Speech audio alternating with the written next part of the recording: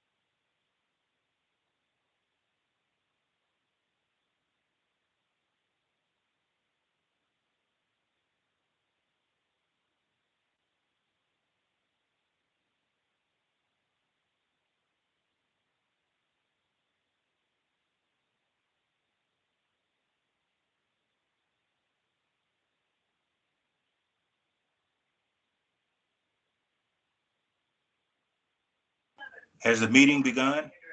Am I missing anything? It has not begun yet, no. Okay, good. I just want to make sure I wasn't missing it. Nope, you're good.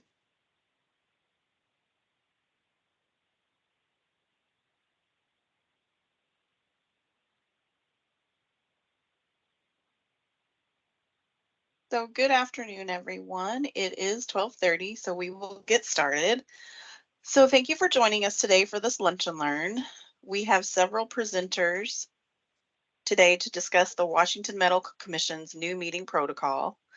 Melanie DeLeon, Executive Director, will present first. Kyle Karanen, Supervising Staff Attorney, will present the case disposition information. Excuse me. Micah Matthews, Deputy Executive Director, will present the personal appearances information. Mike Farrell, Policy Development Manager, will present the Policy Committee information. And finally, I, Amelia Boyd, Program Manager, will finish out the presentation. We have 1 hour allotted, and we hope to have time at the end for questions. Attendees may turn on their cameras and can unmute themselves, but we request that you wait until we open the floor for questions to do so. You may also add your questions to the chat, which we will get to as we can during the presentation. And Melanie, you are up. Thank you so much. And so we are going to talk a bit about a new meeting protocol. And you might be asking yourself, why are you here today talking about this? And as you know, that we are an organization that embraces continuous process improvement. We're always looking for ways to make things easier, remove barriers, eliminate waste, and improve the experience for you, the commissioner, for staff, for our stakeholders and interested persons, and of course, the public. And during the pandemic, we experienced a new way of operating and a new way of fulfilling the mission of the commission. Staff was actually forced to find new work patterns, use and embrace technology, and to figure out a way to provide meaningful information to you for case reviews and personal appearances, as well as keep the public informed and involved.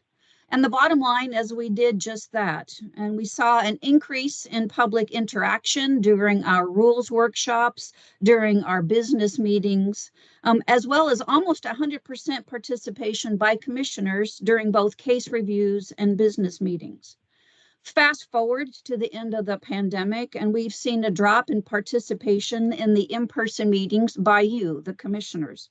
At one business meeting, we had only one commissioner over the amount we needed to have a quorum, and that's something that had never happened before. And I've had multiple commissioners come up to me and ask why we can't have a hybrid meeting. And for those that don't know what a hybrid meeting is, it means we would offer an in-person option as well as a virtual option at the same time for these meetings. And presently, we don't have the ability to do that for two panels. We don't have the staffing and we don't have the equipment, but it's something that we are looking into. However, we can make some changes and to help you, the commissioner who want to participate, but maybe you can't meet in person for a variety of reasons.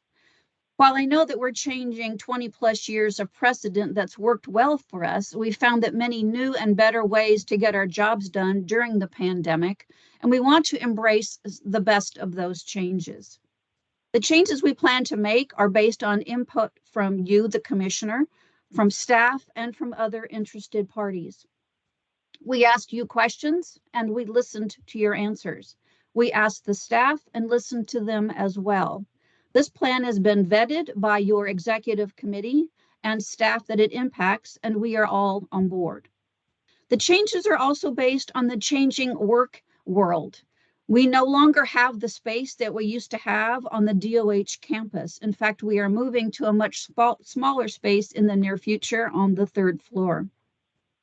We no longer have the ability to use many of the venues we once did due to cost, or they just changed their operations as a result of the pandemic. Caterers, quite frankly, are very hard to find. Many just flat don't exist anymore. And technology has changed drastically in the past 2 years, and we are all used to virtual meetings from the comfort of our own spaces. Now, this is not the end of organizational evolution for the Medical Commission, as we must evolve, and we will no longer be If we don't, we will no longer be relevant to our licensees, to you as the commissioners, to our staff, and the public. And we're not doing this in a vacuum. We have infrastructure, we have staffing, we have procurement and union constraints that we can't bypass.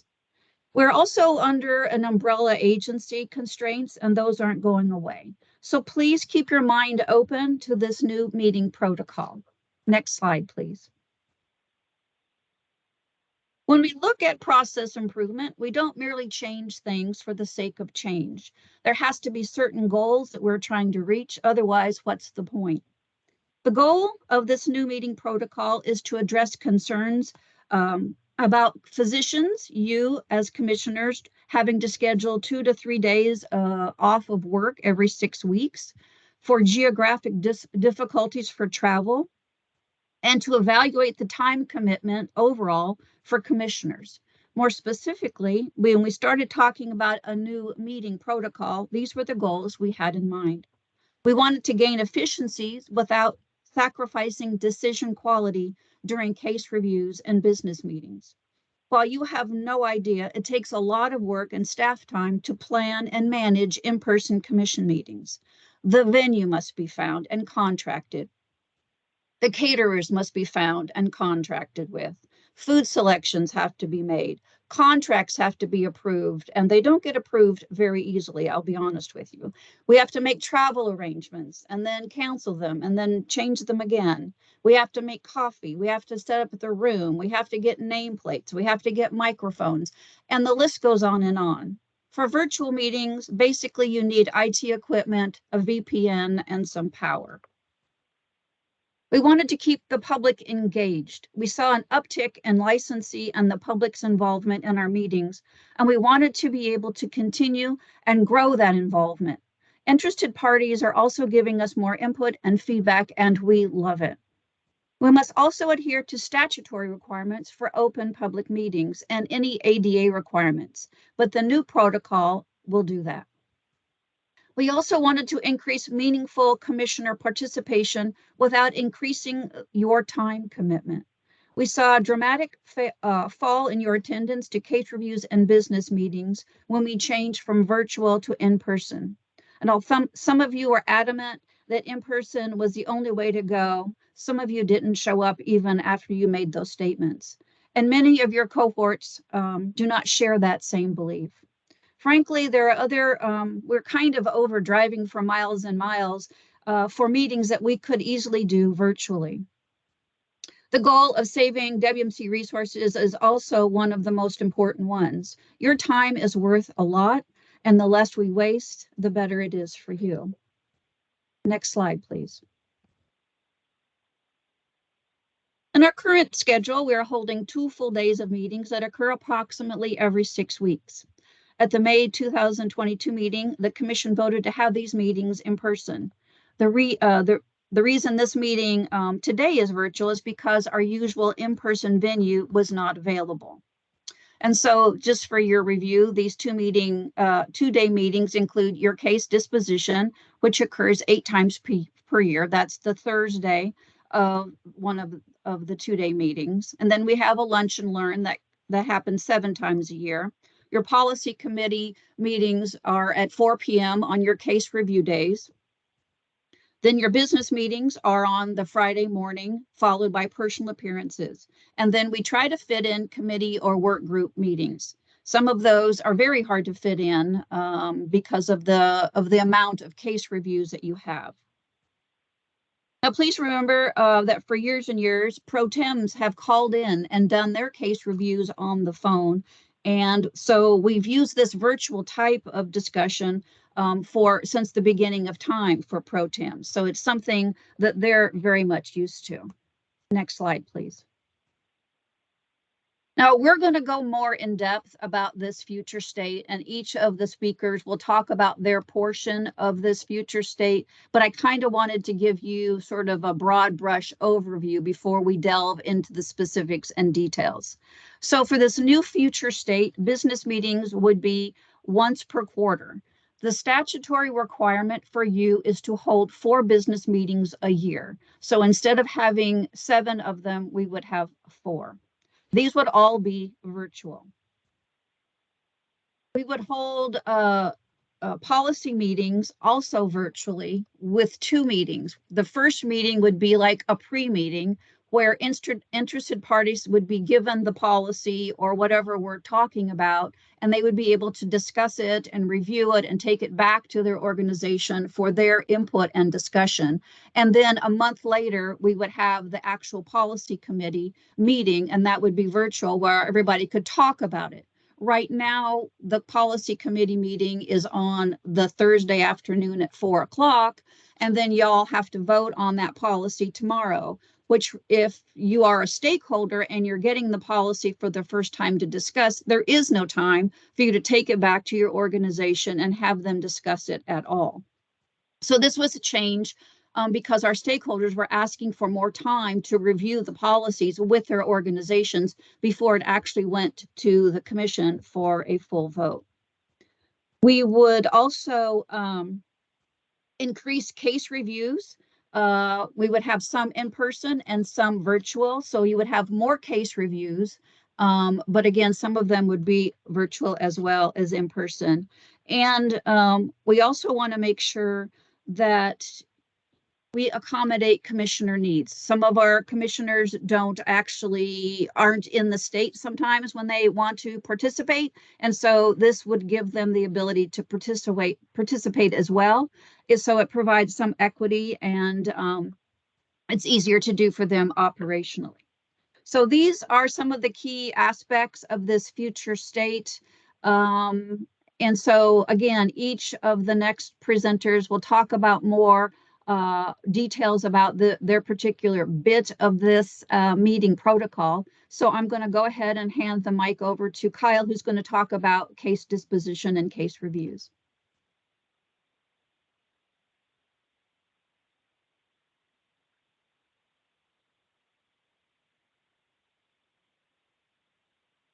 Thanks, Melanie.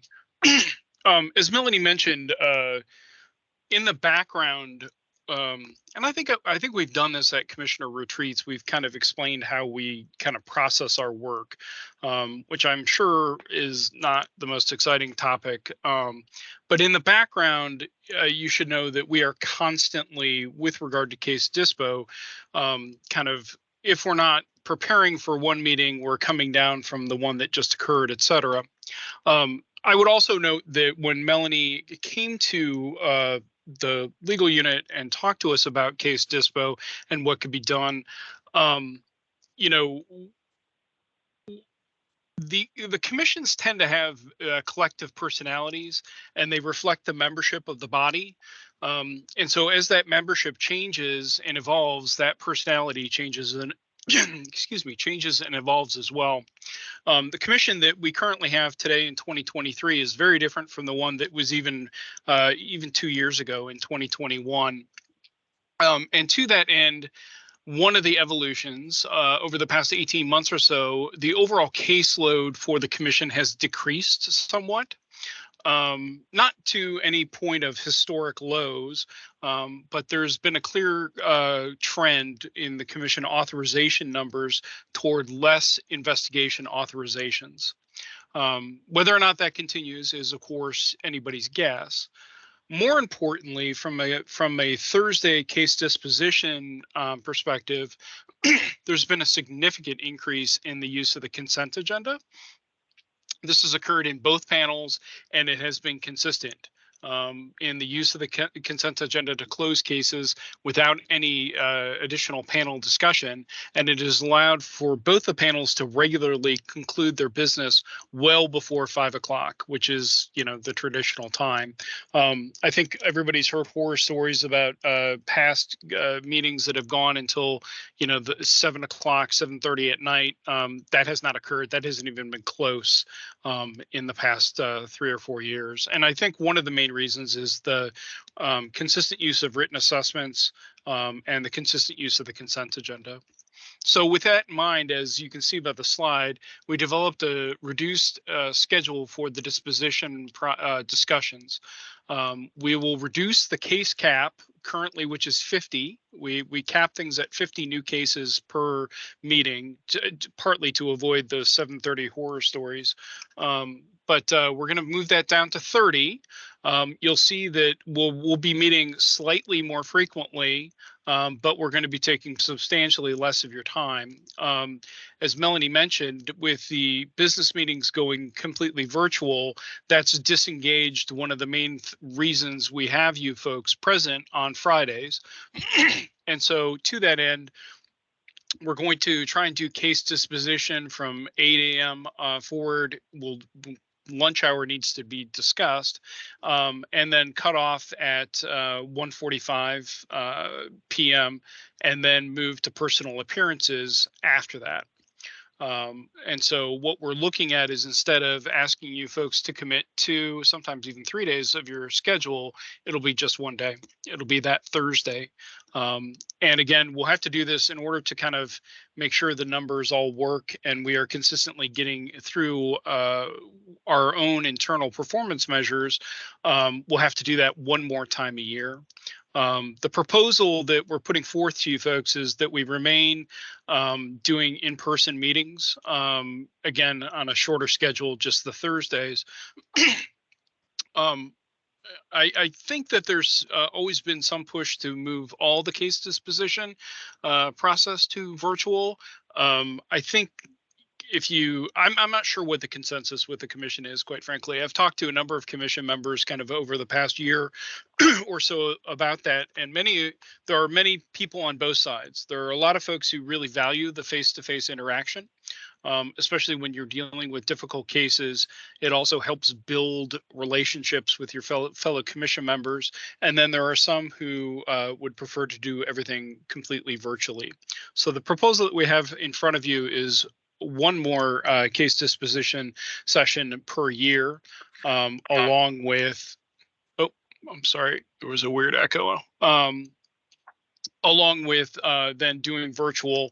There'll be some times, just to allow for the fact that our numbers fluctuate, where we may have to ask you to be there for the full day just for disposition and no personal appearances. But again, the emphasis here is that we'll be moving to just Thursdays and not Thursdays and Fridays. The one last thing I'd like to say, we sweated through the numbers a million times. I'd like to say thanks to both Jimmy and Rick for kind of walking through this as Shelley and I were trying to organize this and make sure that we can still meet those performance measures that require us to get through the disposition process within a certain amount of time. Because again, the numbers really do drive the process for case disposition. To that end, I'd like to encourage everybody to continue very liberal and widespread use of the consent agenda. In order for us to pull this off and have a reduced meeting schedule, it will depend on the commission kind of maintaining that current level of consent agenda use. I think that's all I have to say at this point. Next slide. Thanks, Kyle. So this one is pretty basic, but I do want to bring up a policy consideration at the end of this presentation, or this point of the presentation for the commissioners to consider. So personal appearances are, as Kyle showed on his slide, will be done partially in conjunction with case disposition, but the overall aspect of it is they're going to be meeting 8 times per year, 5 in person, 3 virtual, in the afternoon. And so they are supposed to be held in conjunction with case disposition. The policy piece that I want to bring up to you all is, right now that's what's being proposed to you in front right now is enough to get through the current cohort of those who are on compliance each year. And so the current policy that you have that was set probably in 2016, I think, is that everybody gets at least 1 personal appearance. And so I would suggest that the commission might want to reconsider that policy based off of some conversations that I've had or heard with with commissioners. And the reason to reconsider that would be to allow for a more targeted approach for those that are having difficulty in their compliance journey or not in compliance at all, having to appear before the commission for some real-time engagement and votes through an ECMT or otherwise. So this would reduce the spots available for the general population of compliance of personal appearances, but it might work out to be a more meaningful use of your time as commissioners in those personal appearance settings, and just to actually be holding someone into compliance if they are, as we hear in case disposition, flouting the requests or guidance of the compliance officers or anything like that. So that would be personal appearances. Next slide, please.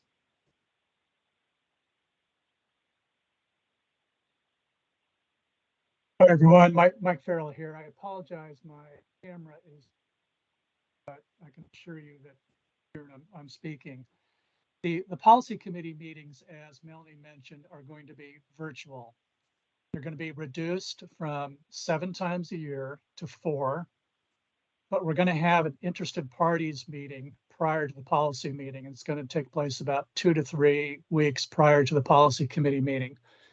And at the interested parties meeting, which will be public and open to everybody, we're going to provide people with the proposed policies and the draft policies and the existing policies at the policy committee meeting that the policy committee will be discussing at the upcoming policy committee meeting. So we will send those to interested parties. We'll also put them on our policy page for comment so that these stakeholders and interested parties can come together at these meetings and have a free-flowing discussion, and we can get feedback, and they can provide us with their thoughts at that meeting. And hopefully we'll have a nice dialogue, a more free-flowing dialogue at those meetings. These are open to the public. The committee members do not have to attend, although you will be encouraged to attend. So this will take place about 2 to 3 weeks before each policy committee meeting. At the policy committee meetings, again, 4 times a year, and they will take place about 1 week before the business meeting. I'll bring this feedback. And of course, the stakeholders themselves can attend and provide you that feedback. And I can provide that feedback at the policy committee meeting. These, of course, are open to the public. The comments will be discussed, and I think we'll have better information at the policy committee meeting from our stakeholders, from our licensees, and hopefully better engagement with everybody. Thank you. Next slide. Thank you, Mike. So like Melanie mentioned, our business meetings, we are statutorily required to have at least 4 a year. And like she mentioned, we do have at least seven a year right now. We will switch these over to virtual. And then I would just like to add that historically, we do not have members of the public or licensees attend the business meeting when it was held in person. And then over the last 3 years during our fully virtual business meetings or the business meetings where the commissioners and staff meet in person, we have a virtual option for the public. And we have had several members of the public and even a couple of licensees attend the business meeting virtually and speak during the public comment period. There will be a little bit of a later start for those. I mean, right now we have them at 8. They end about 9:30. We'll probably start them around 9 or 10. And then they'll be approximately 2 hours long. And then the rules hearings will continue to be held during the business meeting or just after the business meeting has ended. And the reason for that is because in order to have a business meeting, we must have a quorum. And in order to have a rules hearing, we must have a quorum of commissioners. So it just makes sense to bookend those together. And then I'll just talk a little bit about the Open Public Meetings Act. Since we are required to hold both the business and policy committee meetings as an open public meeting, we do file those dates with the code revisor. And because we do file them, the commission does approve the dates for these meetings during their business meeting. And so you may have noticed that the dates for the business and policy committee meetings for the rest of this year, for all of next year and all of 2025 will be presented tomorrow at the business meeting and will need a vote. And then commissioners will vote on the dates for the 2026 year at the last business meeting of this year, which will now be held in October. And then just some additional background. In 2021, when all meetings were virtual, the absent rate, like Melanie mentioned, was 10%. And then we were at no time close to not having a quorum required to conduct business meetings during that time. And then last year, when we started to transition back to in-person meetings, the absentee rate for business meetings was 21%. And then, as Melanie mentioned, we had one commission meeting where I was concerned we wouldn't even have a quorum, and we started a little late.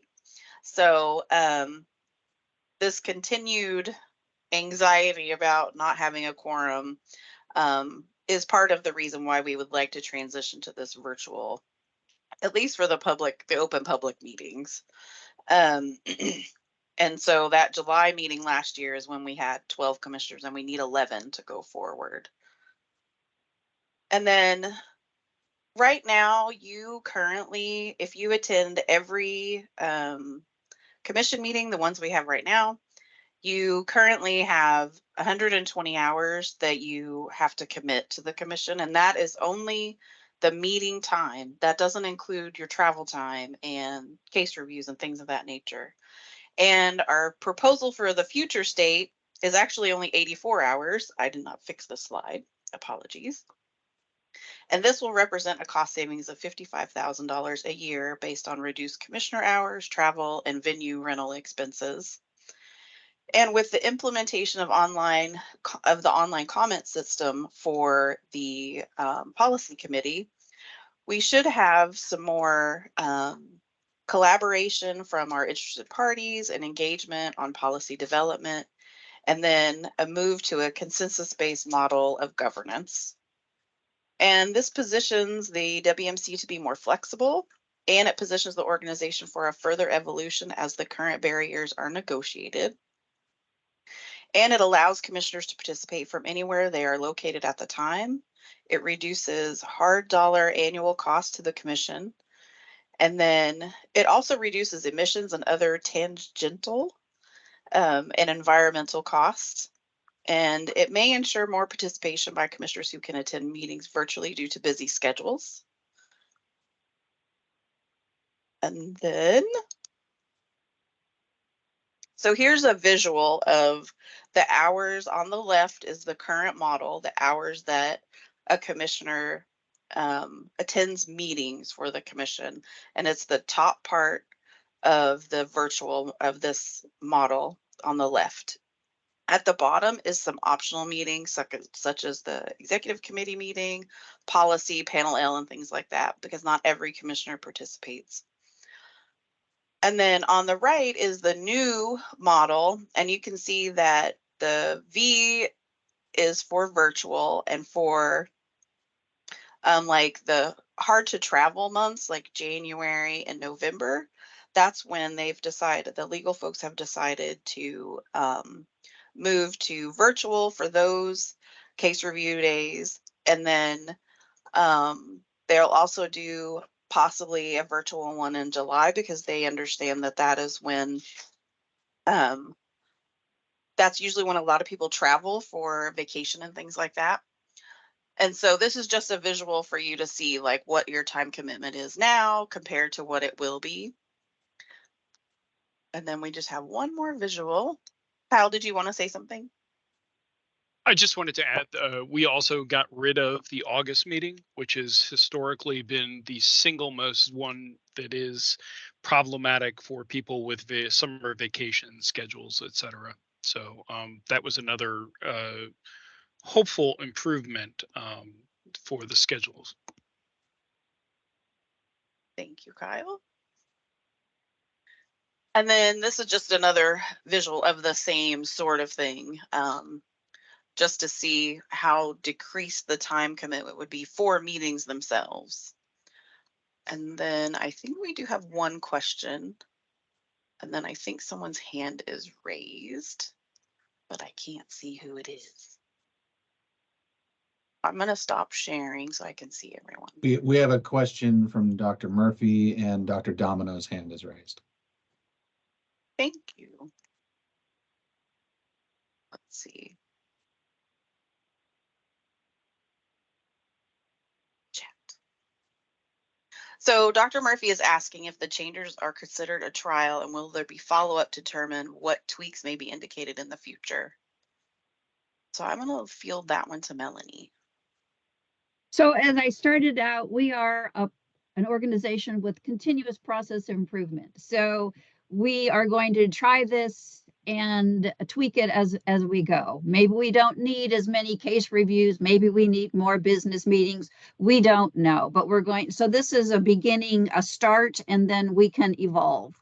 I never say we're never going to change, because just as soon as I say that, stuff happens. So yeah, we will tweak it as we go forward with input from you. Technology changes, you know, those are huge for us. So if something changes drastically with technology, you know, maybe we'll have avatars soon and I can have an avatar that looks like me. And to be honest with you, my son is working on that as we speak for Microsoft. So you never know. But yeah, there will be continuous improvement. Thank you. Dr. Domino? Yeah, I had a couple comments. One is, do you think the 4 meetings is enough? Because sometimes people can't make a date, and I still see it, especially relates to my second comment. You're talking about changes in a month. Many of us have our schedules locked in. I mean, you know, time for at least 6 months or 3 months. I mean, it just, you know, I already know I can't attend a lot of these meetings yet. When I looked at and planned things out and I get on my schedule, I mean, I already put in 2024 when I'd have to have leave. So I think if we could delay it sometime, I think it's fine to try it. But I also wonder if we need an extra business meeting if people can't attend on that particular date. Nowadays, if you can't attend on a date, it's not a big deal, because then there are so many meetings that you'll have the 4 with a quorum. Do you guys have any comments about that? I just, you know, a lot of us are still working, and so it's a challenge to make a change in a month, less than a month. Yeah, changing dates is going to be a little bit tricky because I coordinate my schedule around the meetings, and so I may end up having to just rework and do a bunch of swaps to be able to figure it out. I love the plan overall, but yeah, it's Chris. I do too, but I also think that, and you know, I've gone through reductions in meetings at hospitals too, and then you go down to 4, and then if people can't make those 4 days, then you're scrambling for quorum again. But and also I think I noticed that the policy committee is going to a 10 a.m. Time frame. And with me still working, I don't know how that's going to work out for me, because you know, the later in the afternoon for me, the better. So if I could just see again or know when those 10 a.m. meetings are going to be. I didn't know we were switching to a morning. So the time for the policy committee meeting is totally negotiable. Okay. So we can move it back to 4 o'clock. You can have it after hours if you'd like. That's something we've tried to do in the past. So you can have that policy committee meeting pretty much any time of day, any day of the week that you would like. So if that's something you want to chat about with Mike, Yeah, and try to decide when would be a good time. That was just like times we threw out there. okay. So if you need to change that, that is totally workable. Okay, great. I'll work with Mike on that. And I agree that I also sort of set my time aside work-wise, but you know, that could obviously be moved around too. But I think that 4 in my opinion, two is not enough. I think maybe six, but I don't know. See what other people think. So I think Ed, you were next. Yeah, hi. I want to congratulate those who worked so hard on this project. That's a tremendous amount of work, it looks like. Thank you for the proposition. However, I do want to say, as a former practitioner of Six Sigma engineering, one of my biggest concerns are the end users, or those folks who may or may not be affected the most. And one of the things I'm thinking about is, when reducing the business model of or performance of work, that it sounds like we're going to be doing less commitment to work. My concern is, how would the work that we are supposed to be doing for citizens, how would they be receiving that less amount of work, maybe? Or is it truly the less amount of work? Sounds like it's less commitment of hours. So my concern is, are the citizens of Washington looking at the commission potentially and saying, you know, are they really going to serve the people of Washington better by working less? And it's a question I'm posing. I have no commitment or comment otherwise. I just pose that as a question. So I'll just jump in and respond to some of the comments that I've seen. So just to reiterate, these are suggestions, and I'm going to focus my comments mostly on the policy side of things and the business meeting side of things. There's a particular cadence that we have to appreciate, and that is the reason we settled on 4 meetings per year. One, because it's the statutory minimum, but also if you spread those out, what you do at the business meeting, whether that's your board of governors hat, not your regulator hat. And so, that's business decisions, that's rule makings, that's adoption of policies. And so working backwards from those meetings is how we arrive at that cadence for the policy meeting and the interested parties meeting. Now, that was all informed by working with our stakeholders, and in particular, WSMA and WAPA, who wanted to have access to those proposed policies and guidance documents and be able to take them back to their leadership and have their eyes on it so they could give us meaningful input. And so that is part of what is designed there. Now, the public access piece is really trying to lean into, and if you were in Case Dispo and you know that we had a big, huge debate about generational expectations and norms and social media and that sort of thing. So we are really going to attempt to lean into the online comment piece so we can get into near real-time responses to what you are considering with respect to the policies that guide and regulate medical practice in this state. So that's the reason for the cadence. If we were to add more, we can always add a special meeting. You've got special meetings that are being scheduled now, so that's not a concern. But with respect to working less, I would argue that you're probably it's more about putting more meaningful work, stakeholder engagement on the front end, so that when you do meet for those business meetings, you can not get rework or sidetracked by a last minute conversation or a last minute request for an edit where you've already considered all of these things, and you can make an informed decision at those 4 points through the year.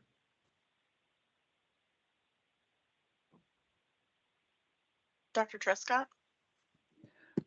I just want to say thank you for all this work, and I think this is a significant improvement in compressing our work down to what really is needed. I think there's wasted time in the current schedule. I also wanted to say that I kind of like the 10 a.m. policy meeting, sorry to say that, rather than the 4 o'clock. So it may be a matter of us taking some voting on the time if we're going to change it. Also, I think it was Ed was talking, I don't think the public has any idea when we meet or how we meet. They barely have an idea that we're here, except for the physicians that receive the newsletters. So again, I think this is a significant improvement, and I just really want to thank everybody that worked on it. Thank you, Dr. Trescott. Dr. Vendura? I just want to thank you for the amount of work which is doing. I don't know if this is a comment or somebody has already mentioned it. Post-COVID, a lot of companies, or pre-COVID and during COVID, a lot of companies in Seattle went, virtual. But recently, there has been a big push to start getting the workers back into the office because of either production, and this is just what I'm just reading anecdotally on the news. And I see that we are moving. We tried the physical meeting, but we are now moving more into virtual.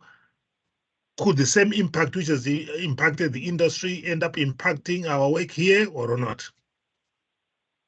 I don't see that, Dr. Vendura. To be honest with you, the Department of Health has taken the policy stance that workers can choose whether they go into the office or work virtually forever. And so that is what we are embracing. We also, the state is also embracing having staff work from anywhere in the United States or abroad. We have several folks that actually live in Europe and work for the Department of Health. And so we are leaning into that. And I think that now that the virtual bus has left the station, there is really no way to stop that bus. And I have heard it from you guys more than once, and different folks. Why can't we have this as a virtual meeting? Why is, especially business meetings where there's really not a lot of networking, why can't we have those virtual? So we are trying to, I guess, please everybody. Hopefully we can maybe not please everybody 100%, but there are those commissioners who are not working from their house in Olympia anymore. They're someplace else, but they still want to continue being a commissioner. So we're trying, I guess, to, I don't know, split the difference and do, some in person, especially for case reviews, because that's where everybody has said they need that nice networking bit. And then have some virtual meetings for business where you vote on lists and labels, you vote on policies. You certainly, unless there is something that is hugely time sensitive, that's what you do at your business meetings. You vote on things that are like lists and labels and policies and things that are not time sensitive. So we're trying to, I guess, please everybody. So again, it's a work in progress. And so hopefully we'll get some grace as we move this forward. Thank you, Melanie. Christine, you have your hand up. Yes, thanks, Amelia. I am all about being fiscally responsible. I know that we had to do that at the Peace Health. I mean, we literally diced, and I mean, it was kind of brutal. So I get that, I'm all about the cost savings for the department. I get that piece. I think one of the things that I thought we kind of mentioned was it was great to have appearances in person rather than virtually because of the body language and the ability to actually see that person. And so I'm just going to throw out there, is it worth having those meetings where we have folks showing up, or where we make them have a personal appearance, that we have that personal appearance in person? So, Sure. and because I think that it's important to see that person and honor the fact that we asked them to come in as well. I mean, I know some of them have to travel, but some of them really do need a personal appearance where we actually see them and see their body language and have an ability to interact with them more than just see their face on camera. So, Claire, I will do my best not to have a 4 o'clock meeting for policy. So to touch base with what you said, Ms. Blake, there are personal appearances where they are in person, and there are some personal appearances that are virtual in nature. And Micah can chime in here, but there are certain personal appearances. They've been there 3 times. This is their last time. there's really nothing more to talk about but to say thank you for all of your time and attention. And maybe those are the ones that you have virtually, or you have some that are traveling from Florida virtually. You currently have had virtual personal appearances, I think, at every past business meeting for the past few weeks or the past few months. So we're not saying all of them would be virtual. There are still in-person personal appearances, and maybe Morgan can make sure that it's the first timers or the hardcores or whatever you call them. Those are the folks whose faces you see, and the rest can be virtual. Micah? That makes sense.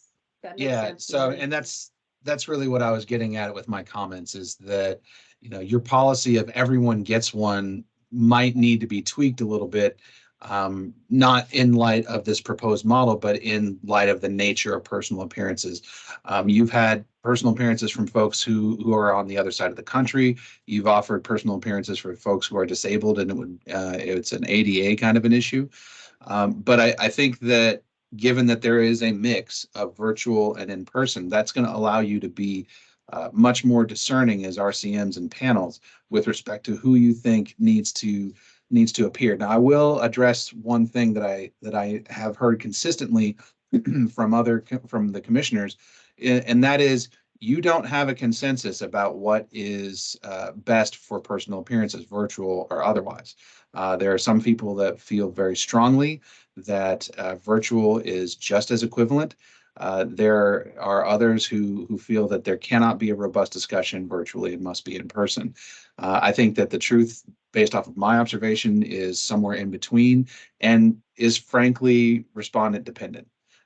There are some who need to be in front of you, that you need to see the whites of their eyes and make them understand who you are and what your authority is and what your expectations are. There are others who, as Melanie mentioned, get it immediately and maybe don't even need a personal appearance because they've done everything up front and they absolutely understand what happened and they just want to get back to a good practice. I like what you mentioned, Melanie. Thanks for that. I think that's a good idea. I just didn't want them. I was just thinking of the same thing, that the folks that really probably should come and sit in front of the commission are the ones that we should look at having in person. So thanks. Dr. Curry? Oh, hi, thanks. So yeah, I just want to say, I feel like regarding personal appearances, in panel B, we've informally already started to sort of discuss as a panel, do we really need to see this person again? And would it be okay if it's virtual, or do we need to see them in person? So to the extent that we've done it informally, it feels like we usually do reach consensus and everyone sort of has a good idea about who needs to come in and who doesn't. And I just wanted to address, Ed, your concern about the number of hours. The number of hours that we were supposed to work on paper, at least my experience in panel B for the last few years, is that we often end early and we often block out the whole day, but we don't stay the whole day. So while on paper it's 120 versus 88 or whatever it was, I actually think it was not 120, like it was less. So I don't think we really are truly going to see a big impact on the amount of work that gets done and serving the public and the public safety mission that we all have. So I just wanted to say that it's a little misleading, I would think. And thank you very much for doing this. Everybody knows I'm one of the virtual people, so I think this is awesome. So getting back, well, I was going to say getting back to the question of the schedule. So Amelia put together dates. She had to have something to start with.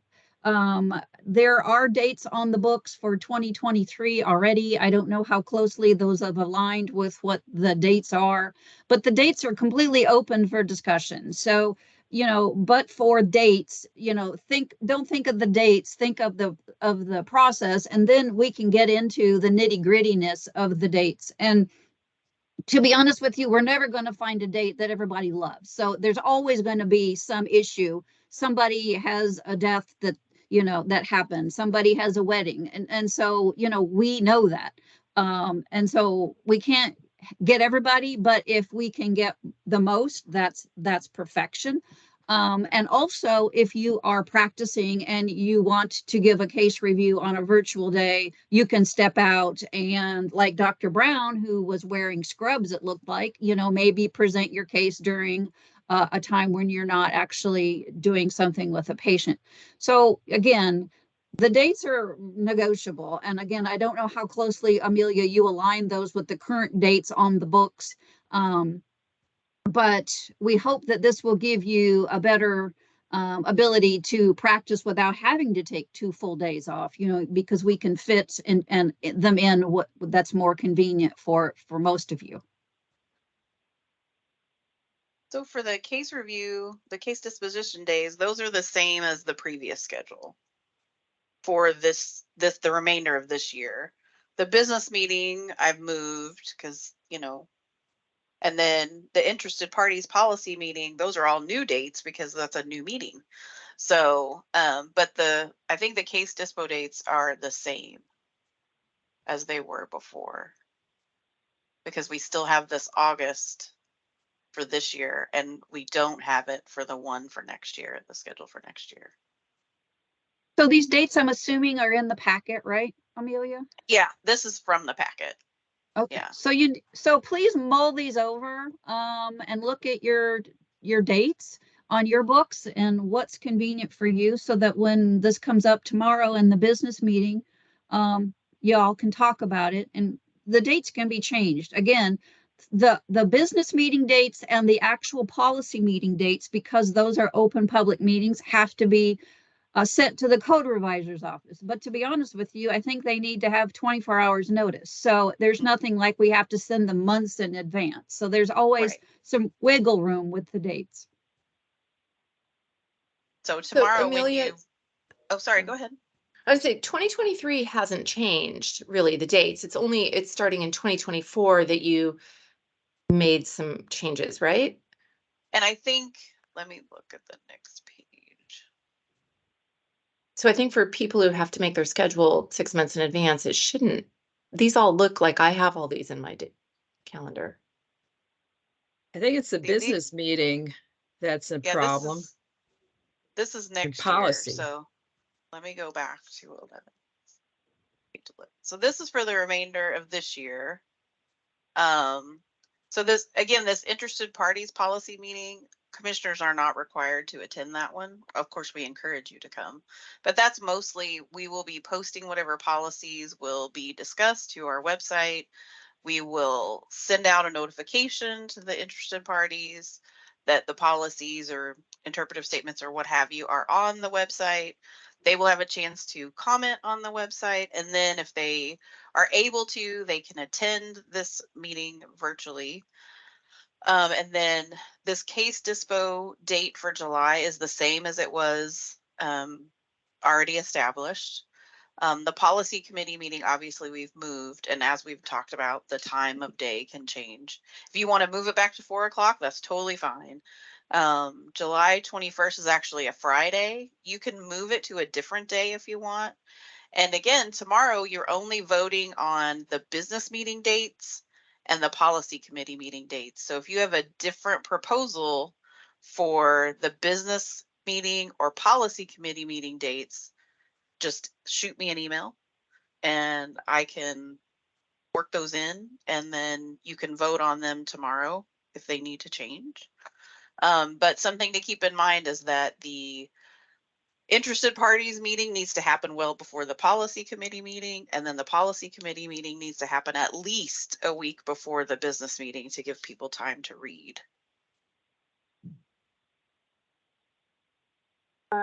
Amelia, just kind of glancing at my calendar right now, I think that what you put down for policy at 10 could work for me on those days. If they're Fridays, those are really lighter days for me. I try to keep those really light. So, and I thank you for that. I mean, it's never easy to juggle around meeting dates. That's a horrific job. So, so thank you. It's So like thankless. Well, thank you. Dr. Trescott, you have your hand raised. Yes, I don't know if I should bring this up at this time, but I really have developed more physical limitations as far as coming to the meetings and being able to attend the full meeting in person. So I experienced kind of a loss of connection when we went to, you have to be there in person. So I vote for as much ability to be there virtually as possible. And as an American now with a disability, I'm hoping I will be able to attend some, but for some of us, it's a problem. That's all. Thank you.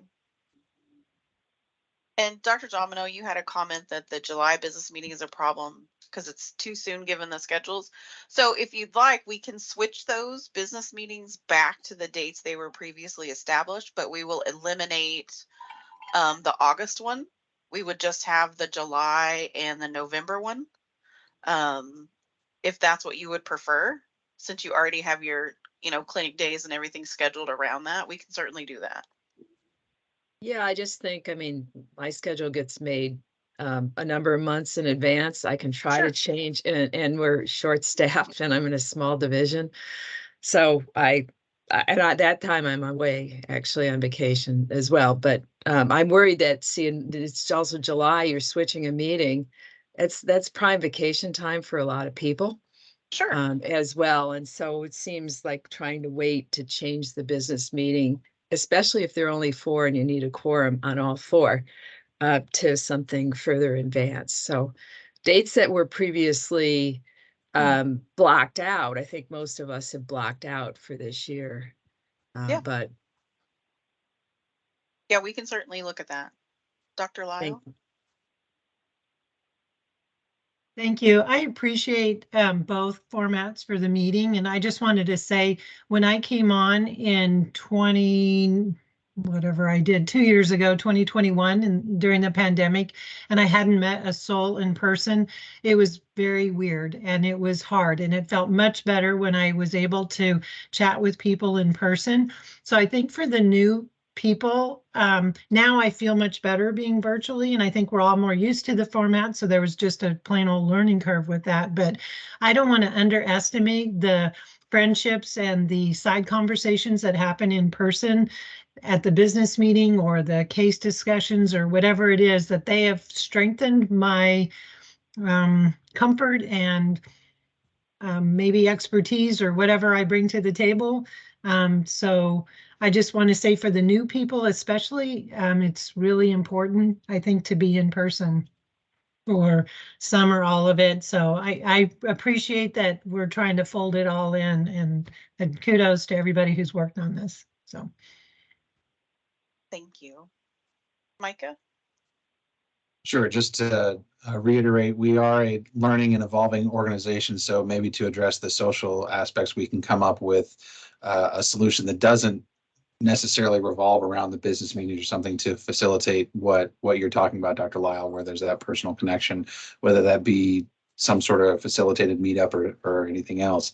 The other thing I wanted to propose is maybe a compromise, recognizing that yes, July is just around the corner and we've already got something scheduled on July 13th, I believe, is maybe maintaining the original July meeting dates and shifting the policy meeting accordingly, and then but still keeping with the October virtual meeting date that's being proposed here. Hopefully that would be far enough in advance that folks could either shift around or ask for it. So that's October 20th for the virtual meeting. That way we would still have the cadence that we could establish on a quarterly basis for considering the policies and moving those things through.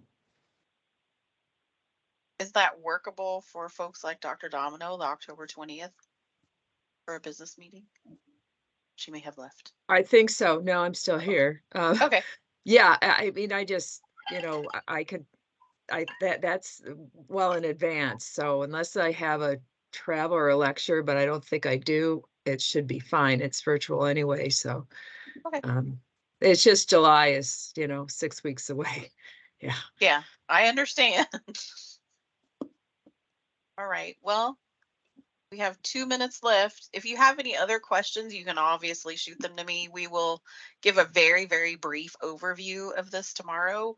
Probably we will just pop the visuals up on the screen since we've had this, long lunch and learn. Yes, Dr. Domino. Yeah, so I just want to mention there was one of my cases that we didn't discuss this morning, so panel B can reconvene. I noticed that after the meeting closed. You may have seen something about reconvening it. Thank you. Yeah. So panel B needs to return apparently. Yeah. So we'll briefly go over this tomorrow, and then you'll be voting on certainly 24 and 25 dates, but there'll be a new proposal for the business meeting and policy meetings for the remainder of this year. So you'll get that tomorrow, or I'll email it this afternoon, but it won't be in the packet. So the one in the packet we will not vote on. Okay. Okay, I do actually, just quick, like the interested parties prior to policy. So I think that's a great idea. I'm very excited about that. Yeah, I think that's a good idea with that meeting, that committee. I All just right, well, want to thank you, throw out everyone. real Oh, go ahead. quick. Oh, Go sorry, ahead. I just wanted to throw out real quick that it might be a good idea to keep the July business meeting as is, as part of the 2-day July meeting as previously scheduled, because we're going to be installing a new chair. And so it might be more, I don't know, acceptable or more interesting to have that in person. Mhm. I think that was, oh, so you would like to have that one in person like it was before? Right. So right now it would be scheduled for July 14th. Okay. As part of a two-day commission meeting. Right. And instead of having it on the 28th, especially Sure. because Dr. Domino can't make that one anyway. We want the Okay, incoming well, chair to be present. I'll make that part of my proposal. We already have the Capital Event Center booked for both of those days, so I'll make that part of the updated proposal for 23 then. Okay. All right. Thank you. Thank you, everyone. Thanks. Thank you. Bye. Bye. Lady.